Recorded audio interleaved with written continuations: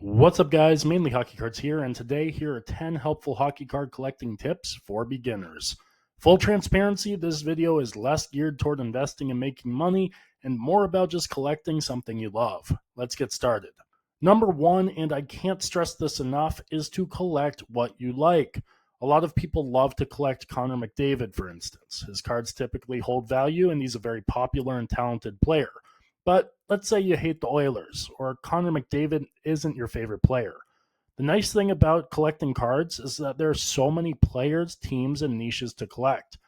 Maybe you like Matt Rempe from the Rangers.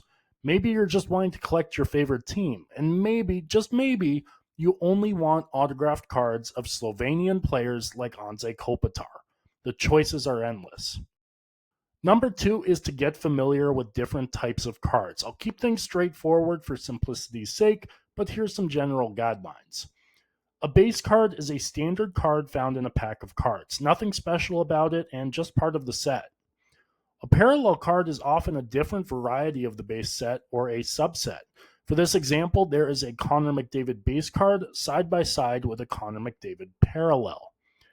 An insert or subset is a card that falls outside of the standard base set.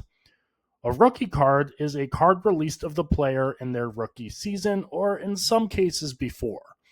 Depending on who you talk to, rookie year inserts that are outside of a base set may or may not be considered rookies. However, with how the industry has transcended over the past 5 years, generally any card released in the player's rookie season or before is considered a rookie. A serial numbered card is a card that has had some sort of sequential foil stamping designating it as one of a print run. I've circled a couple examples with what this looks like. The serial numbering can go pretty high or as low as just 1. These one-of-one cards are, well, one-of-ones. There's only one copy of the particular card in existence. A relic or a jersey card contains a piece of memorabilia. These are not considered to be a patch, though. A patch is a memorabilia card that contains part of a logo, number piece, letter piece, often the raised stitching and designs on a jersey. An autograph card is a card signed by the player. This trips up a lot of new collectors, but these MVP cards are not autographs. These are actually printed on the card. This or this are example of autographs. While this is a general guide, you can also find cards with multiple characteristics tied together, like this rookie patch autograph parallel, serial numbered 1-of-1. Number 3 is to establish a budget. I still struggle with this myself, and I've been collecting longer than some of the viewers of this video will have been alive. For collectors, there's always a chance of an impulse or urge. Maybe there's a card that you really want, but maybe out of your price range. If you act on that urge and buy the card, perhaps that puts you in some debt. Is buying a hockey card worth putting you in debt? In almost all cases, no, it's not. It's so important to form a budget for this hobby because occasionally impulses can take over and put you in a bad spot if you don't keep track of the money that you are putting into it. Number 4 is to be proud of the collection you're building. Sometimes you may look at someone's collection and feel some jealousy. Maybe their collection is more expensive. Maybe they have a great card that you missed out on.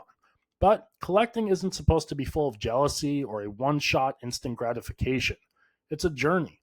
It's a journey of building your own collection and taking part in a hobby. I think it's really important to take a step back once in a while and see how far you've come. It's very gratifying when you can appreciate the little things like that. Number 5 is to take care of your cards.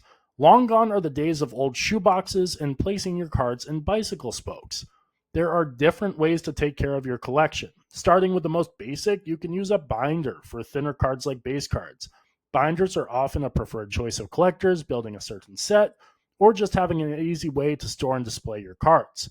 There are also corrugated cardboard boxes with rows, which I like to think of as an upscale shoebox. I use these often, and there's also more protective options like a Zion case with foam inserts if you get to that point.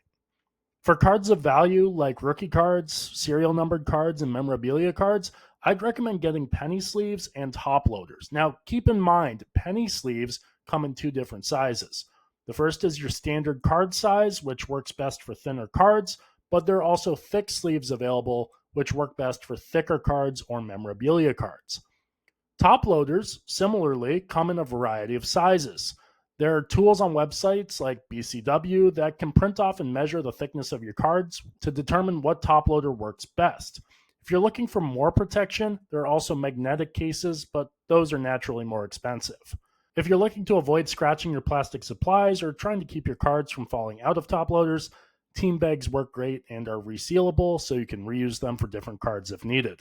Number 6 is to learn how to ship a card. There are many guides online about how to properly ship a card. For me, here's what works best. I've had over 9,000 sales on eBay and have had no issues shipping this way for years. Number 1, get your card in a penny sleeve and top loader. Number 2, tape the top with masking or painter's tape. While you can use Scotch tape, the card community would really rather you not. It's very hard to get off the top loader, and masking or painter's tape usually comes off with no issue. Number 3, put your card in a team bag. Number 4, put 3 to 4 standard thickness base cards on each side to add some structural integrity. Number 5, seal the team bag. Number 6, place inside of a bubble mailer. 7, you're good to send. This is a very basic and reliable method. For cheaper cards, you may consider plain white envelopes or rigid mailers. I use these mailers for thin, low-value cards and work through steps 1 and 2 before placing the card in one of these envelopes to be sent. Number 7 is to join an online community. Whether it's a Discord channel, a Facebook group, or an old-school forum, surround yourself with like-minded individuals that also share the same passion for collecting. It makes it so much more enjoyable when you're able to talk about your collection with others. And who knows, maybe you'll find a card you need or want, or someone will find a card that they need or want from you. Number 8 is to attend shows. There are far more shows happening around the world than when I first started collecting. I've made many great relationships from them. If you're able to get to a show, I highly recommend going. If you are looking for the best hockey show, it is the Toronto Fall Expo. I've been going since age 14, and it is always a great time with the greatest selection of hockey cards you could possibly imagine. Admission may be a little expensive, but you'll probably make up for it in freebies alone. Number 9, don't get caught up in box breaks. Box breaks are a rush. They are a gamble. I break a small amount of boxes every year, and while it would be cool to pull a life-changing card, the chance of that happening is very small. What's crazy is that it's also very unlikely you ever make your money back on a box. You could spend $200 and wind up with $20 of cards.